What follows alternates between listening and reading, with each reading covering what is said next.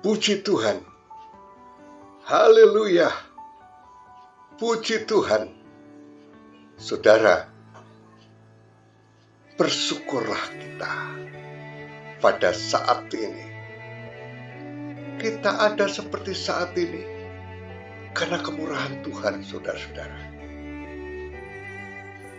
Tuhan Yesus berfirman, yang berbahagia ialah mereka yang mendengarkan firman Allah dan yang memeliharanya. Mazmur mengatakan di dalam pasal 1 ayat 3, yang mendengarkan firman Allah dan yang memeliharanya, ia seperti pohon yang ditanam di tepi aliran air, yang menghasilkan buahnya pada musimnya dan tidak layu daunnya, apa saja yang dibuatnya berhasil. Untuk itu, saudara-saudara sekalian, berkat Tuhan sudah disiapkan oleh Tuhan sendiri pada pagi hari. Tinggal mengambilnya dengan hanya mendengar, memelihara, mengimani dan melakukan firman itu. Saudara diberkati oleh Tuhan.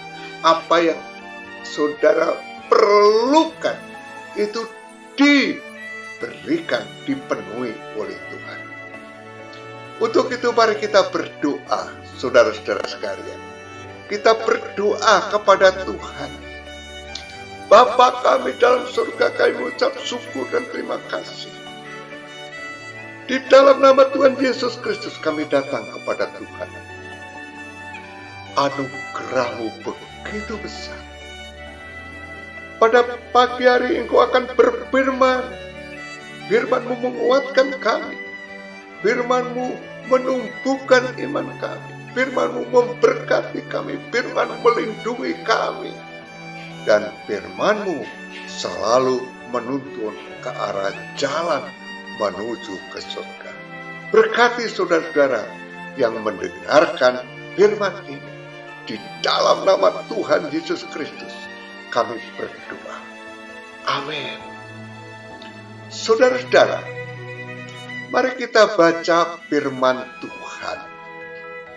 Kita baca teks firman Tuhan yang terdapat di dalam Kisah Para Rasul-Rasul pasal 1 ayat 14. Mereka semua bertekun dengan sehati dalam doa bersama-sama dengan beberapa perempuan serta Maria ibu Yesus dan dengan saudara-saudara Yesus. Mereka semua bertekun, saudara-saudara, dengan sehati di dalam doa bersama-sama.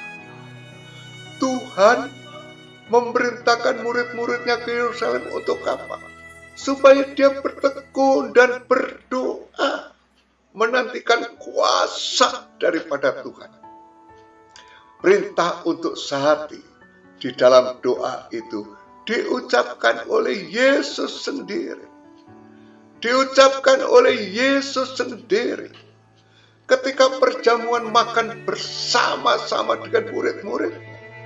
Seperti yang terdapat di dalam Kisah Para Rasul 1 ayat 4. Pada suatu hari, ketika ia makan bersama-sama dengan mereka, ia melarang mereka meninggalkan Yerusalem dan menyuruh mereka tinggal di situ, menantikan janji Bapa. Tetapi kamu akan menerima kuasa kalau Roh Kudus turun ke atas kamu. Saudara-saudara, perintah kepada murid-murid Tuhan waktu itu tentu ini juga merupakan perintah untuk kita, dimaksudkan untuk kita. Kita juga membutuhkan kuasa, dan kuasa itu dijanjikan juga kepada kita. Kuasa itu kita dapatkan ketika kita rindu mendapatkan kuasa Roh itu. Dan mohon dengan sungguh-sungguh, maka Roh Kudus akan turun memenuhi kita. Roh Kudus penuh dengan kuasa. Nah, pada saat ini judul daripada firman Tuhan, ada apa dengan Roh Kudus yang kita nanti-nantikan itu? Ada apa?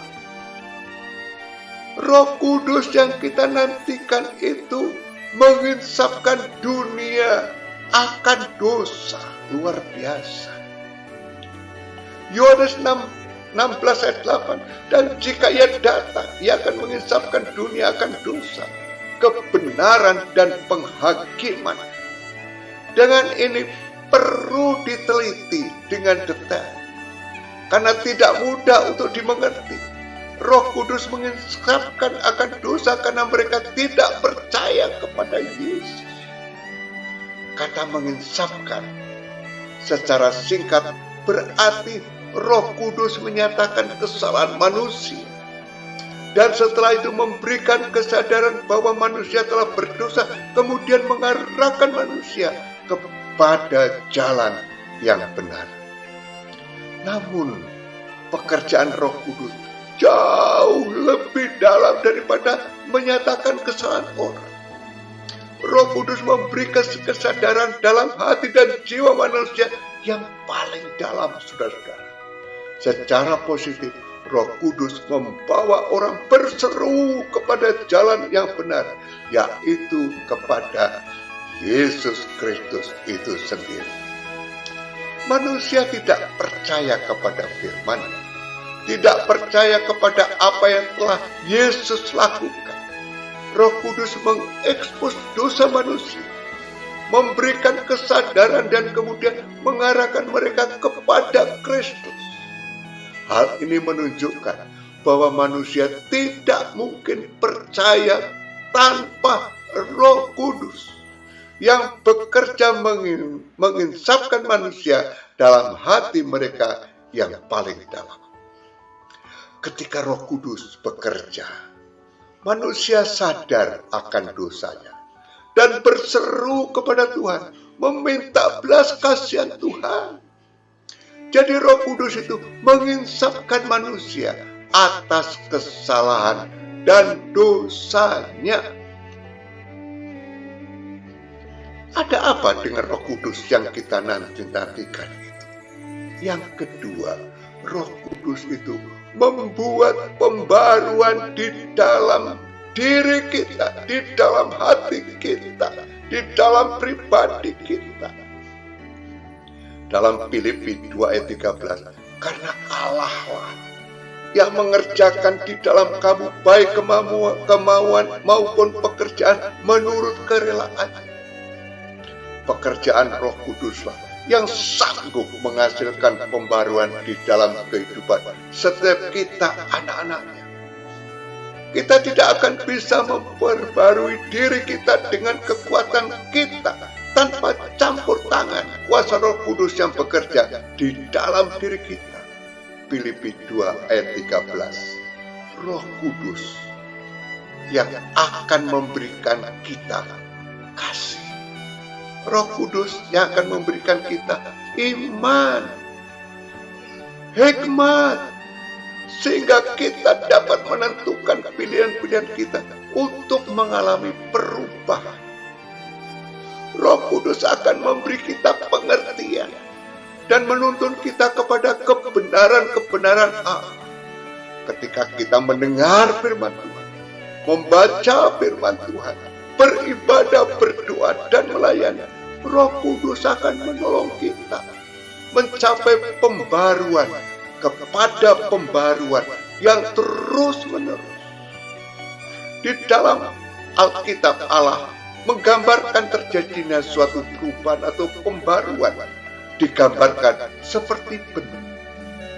Dia tumbuh.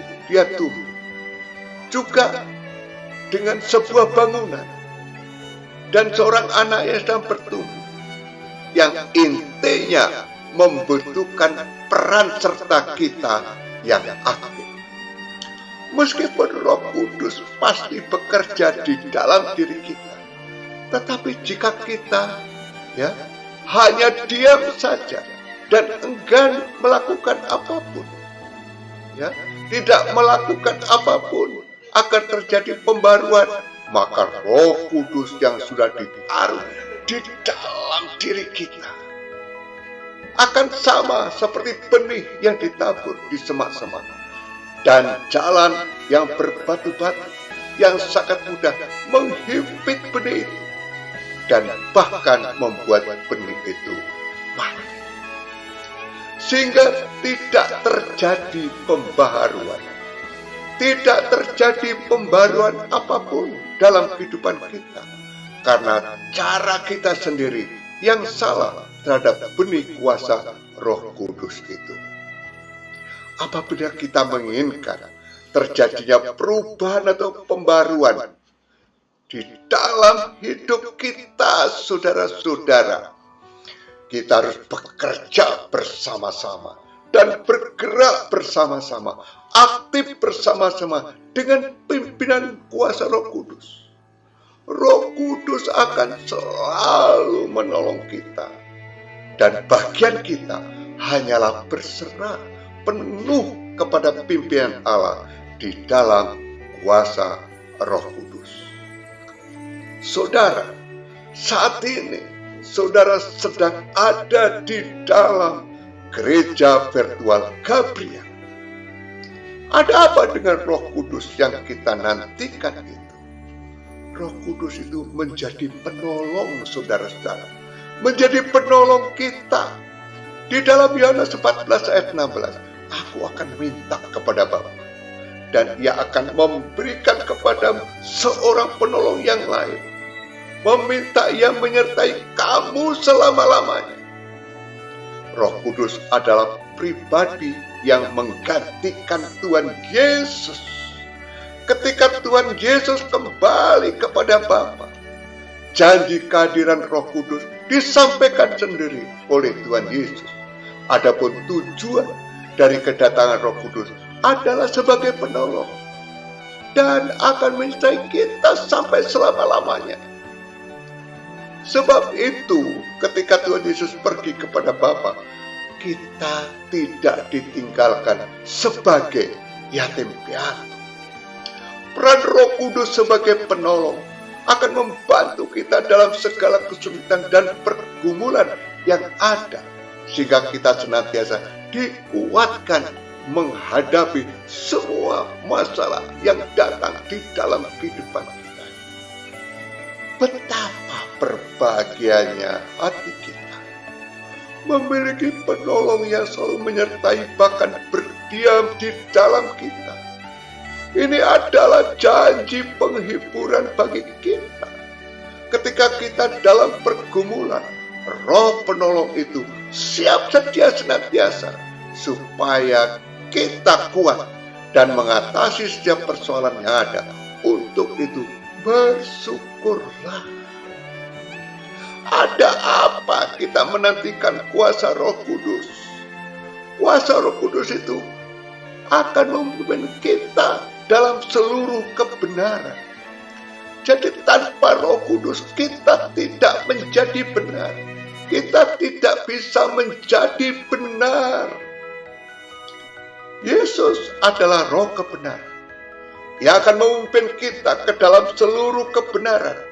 Sebab Ia tidak akan berkata-kata dari dirinya sendiri, tetapi segala sesuatu yang didengarnya akan menjawabnya, dan Ia akan memberitakan tentang hal-hal yang akan datang.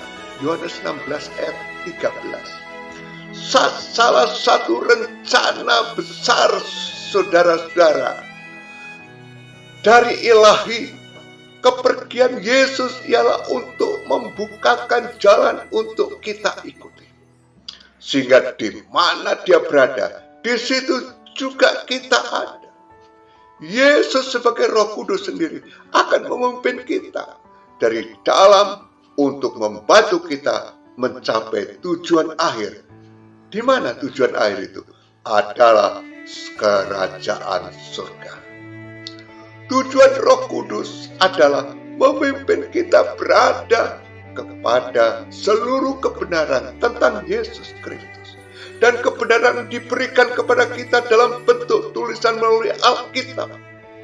Inilah cetak biru yang memerintahkan kita menjalani hidup dengan cara-cara yang diharapkan Yesus. Dari sudut pandang ini, memahami kebenaran di dalam Alkitab melalui pertolongan Roh Kudus merupakan salah satu pencarian terpenting dalam hidup kita. Mengakui bahwa keduanya saling melengkapi dan saling menyingkapkan kebenaran di dalamnya akan mencegah kita salah menafsirkan kebenaran, menghasilkan pandangan-pandangan berbeda soal pengajaran-pengajaran Tuhan, dan menimbulkan konflik dalam iman kita. Bersyukur Roh Kudus selalu memimpin kita dalam kebenaran melalui firman-Nya.